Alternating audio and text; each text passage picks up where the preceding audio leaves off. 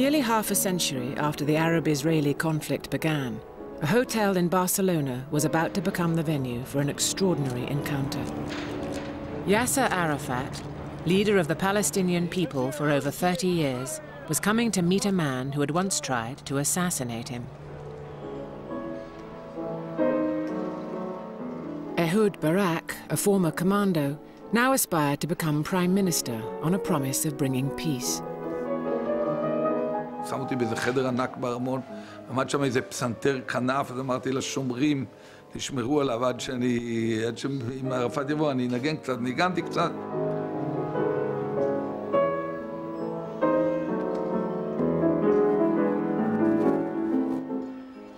הוא בא, סגרתי מהר את הפסנתר ובאתי. והגיע ערפאת באמת במדים, אחר החזיק את היד ואמר, חיכיתי כל כך הרבה זמן לראות אותך, שמעתי לך כל כך הרבה. גם אני עקבתי אחריך כל כך הרבה בזה. יותר מאוחר בלילה ישבתי איתו בסוויטה שלו במשך 3 שעות אולי בארבע עיניים. Arafat began assertively. You know that we are now, in this century, the only people who are under occupation? Who can accept this? אני אמרתי לו אז שגם מלחמות בין עמים קשורות בהרבה דברים שהם כואבים מאוד, והאחריות עלינו זה לראות אם אפשר להביא את זה לפתרון. Now we are cousins and partners and going in the same line for the peace of the waves, not only Barak seemed less certain. Their determination to find peace would soon be put to the test by an American president. If we solve the conflict between the Palestinians and the Israelis, we could clearly make a larger peace in the Middle East. The Syrians would make peace with Israel. Israel's Arab neighbors would then have normal relationships with them. And together they could build a whole new Middle East.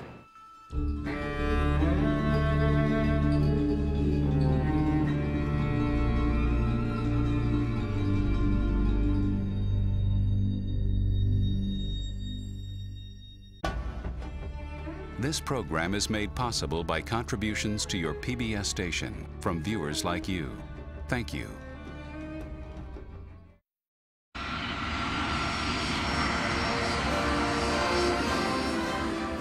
Ehud Barak, elected prime minister on his pledge to bring peace with Israel's Arab neighbors, promptly paid a visit to Washington.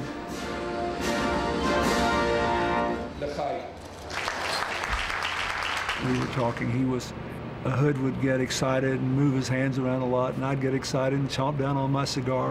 זה הכל היה דו-שיח בינינו על מה נכון, באיזה אסטרטגיה נכון לגשת עליהן מול יריבים שאתה לא יכול לצפות מראש. Barak's strategy was to start seeking peace not with the Palestinians, but with Israel's neighbor, Syria. אמרתי לו לגבי סוריה, שבסופו של דבר, בבסיסו העניין הוא יותר פשוט, משום שאין שם ארץ אבות, אין שם את בית המקדש, אמנם הייתה שם פעם אחת בהיסטוריה התיישבות יהודית, אבל נשארו רק כמה בתי כנסת, גם חלק מהם עדיין בצד הסורי של רמת הגולן.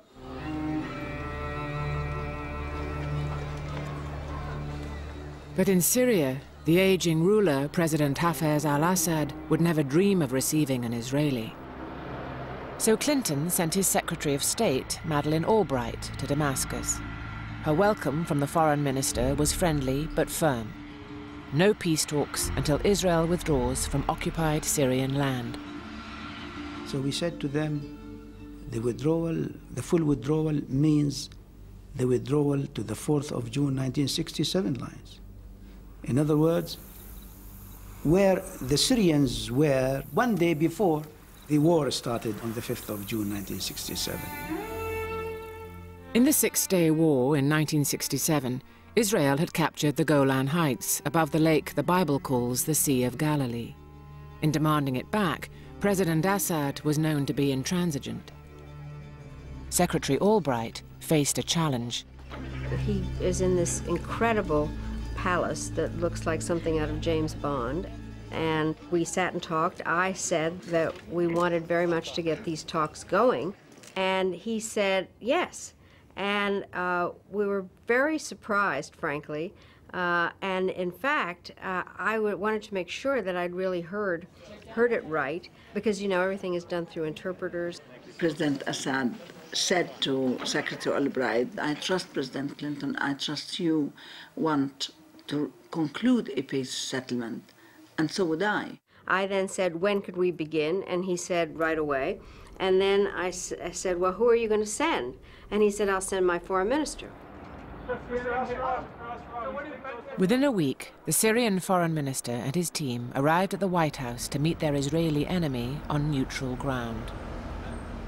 We said to the Americans, the Golan Heights are Syrian territory, should come back to Syria. Negotiations would not be on whether the Syrians would get back all the Golan Heights or not. The negotiations will be focusing on the other components of peace, the other elements of peace.